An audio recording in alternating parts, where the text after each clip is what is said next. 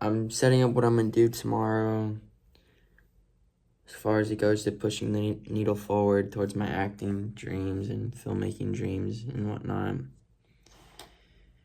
And, every day is different. It really is, because when I got a few days ago, I was really down about my whole acting career, and I just keep comparing myself to when I was the champ, like when I felt as if I was on top of the world, or that my dreams were coming true, or that things were working out, or that I was having my first world premiere. I went to Hollywood for the first time. I graduated school, and I signed with my manager, and I started auditioning for Scorsese's directors and Jen Venditti and all this dope stuff.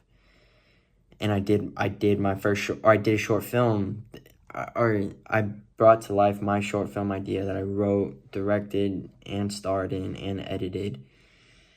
And I did all of that, like, in a month. And now it's a year later, and I was comparing myself to that really hard. It was like that scene in Raging Bull where, he does it, he's the world champ, Jake LaMotta, like, he wins, and Scorsese, like, really glorifies it, and, he gets the belt, and he wins, and then it's just like a hard cut. He's fat, then he's asking Joey that, you fuck my wife? No, you fuck my wife. You see, Joey, you're real smart, because you're giving me a whole lot of answers, but you're not giving me the right answer. You fuck my wife. That's literally what it feels like. Because, it's a year later, and to sum it all up, I'm in the messy middle.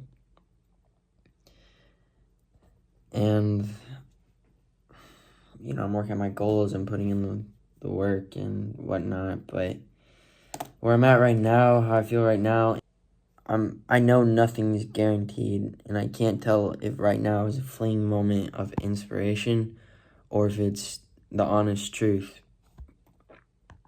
And I know nothing's guaranteed, and I'm not trying to follow in anyone's footsteps. I'm just...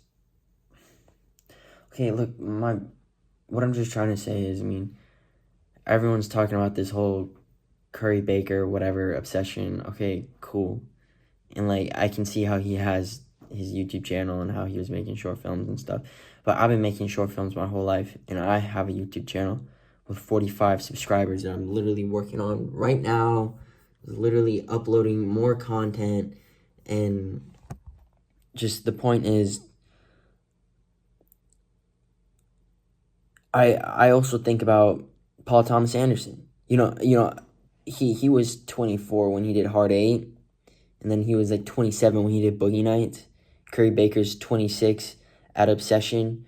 What's this? Damien Chazelle did the same thing, and then Jonah Hill got inspired off of Damien Chazelle. But just, yeah, I always wanted to direct eventually and write, and just what I'm trying to say is, I keep circling back to, like, this, to just, writing. And look, I keep circling back to just maybe writing and directing my original screenplay idea, which I already wrote, but to rewrite it and dedicate a period of my time to have the bandwidth and make that my priority. And then everyone's telling me, like, dude, let's make a YouTube channel together. Let's do this. Like, let's blow up and let's produce stuff. And, now that I'm saying it out loud, I can't tell if this is just inspiration from the outside world or me being influenced by other people, or if this is something that I really want in my heart. But I feel as if it's a little bit of both. And then I think about what my goals are today, and, I'm aligning everything towards acting and getting the parts that I dream of and getting on the next set and taking my career to the next level and whatnot. But and studying really hard as an actor, just continuing to be fresh and able and ready. But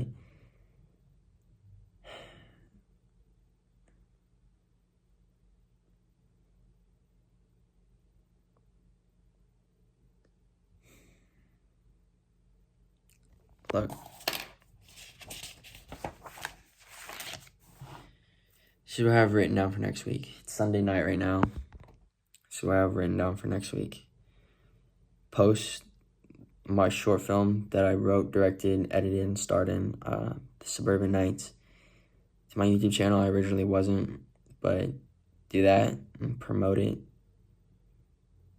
And just do it. Just leave it on the field. And then a long-term goal, write, direct, and star in my original screenplay, which I wrote when I was 20 years old, 21.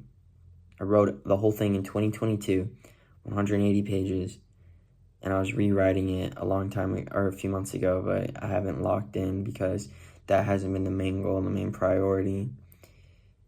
So if I'm gonna rewrite it, it needs to be the main priority, and I need to dedicate 6 months to it, and it would be that over YouTube and over outreach and whatnot. That would be my main priority. That and continuing to sharpen my craft and my vulnerability and flexibility as an actor. But look, long-term goal, write, direct, and star in my screenplay at 27 years old.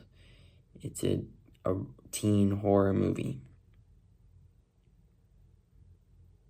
Yeah, but besides that, I kind of just came home after I bought some movies I was going to watch tonight, and I just stared at the 4 blank walls in this room. I just stared at the walls, and I was asking myself what's really on my mind, how do I really feel about everything, and that's that's what was coming to surface.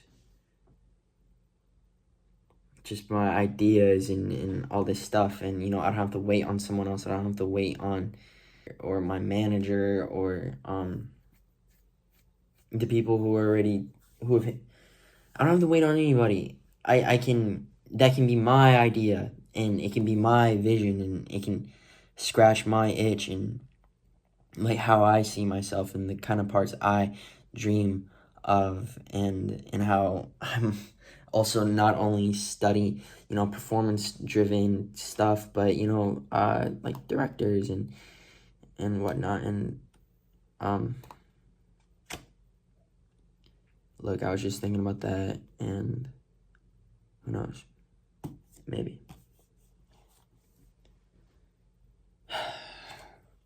But besides all that, I actually had a pretty chill day. I went to Cinephile Video, and that was and I saw Man on Fire today because they're doing a Denzel double feature, a Denzel Tony Scott double feature at the New Bev.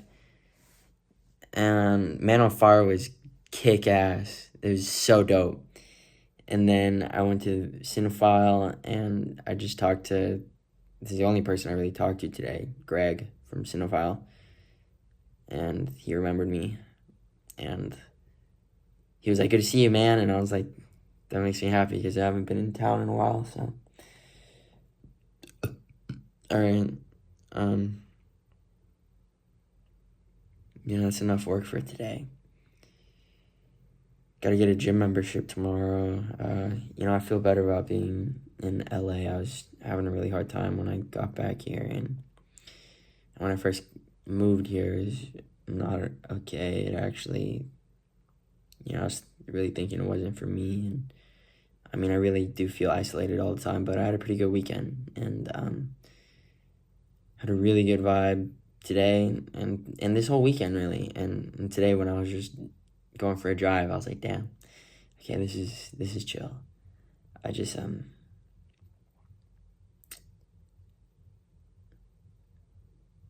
yeah. Alright, well, I guess that's everything. Oh, yeah, I got a couple auditions. I got this chill audition, actually,